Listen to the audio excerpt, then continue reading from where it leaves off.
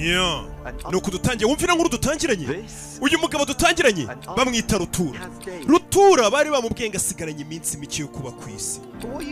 Ikintu ukwiye kumenya kuri Rutura. Uyu mugabo Rutura mbere yuko bamubwira ngo asigaranye iminsi mike yo kuba ku isi. Nga ahantu hose yajyaga mu buzima bwe kibaho kugeza ashaje. Ahantu hose Rutura ngo yajyaga yagendanaga igicupa cy'ubunyobwa akagenda buryo ngo turacyita igicupa cy'ubunyobwa nyine. Kuko aribwo muzi ahantu hose nta hantu na hamwe yajyaga ajya asize icyo gicupa cy'ubunyobwa kugira ngo aho aze kugenda yihekenyera ubwo bunyobwa. Nanone ngo kugeza ku munsi wa nyuma muri ya minsi nyine umuntu waba bamubwiye ati iminsi none kurangira ugiye gupfa, yaricaye areba umukecuru cyangwa se umugore we bari barabanye igihe cyose ubwo yari ari kwa muganga kandi uryamye mu bitaro bakubwira tusigaranye iminsi mike. Ase yararebye areba umugore we ngo aramubwira, madamu wambereye umugore mwiza kuva nagushaka, igihe cyose twabaniye wambereye umugore mwiza.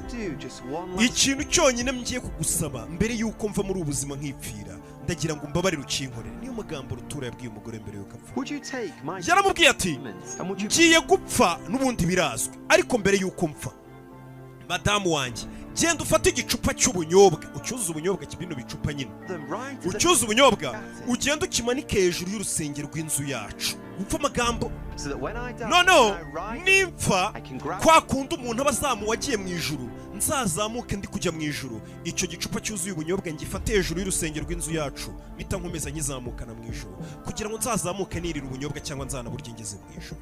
Urumva Rutura muri we yari afite icyizere kimubwira ko uko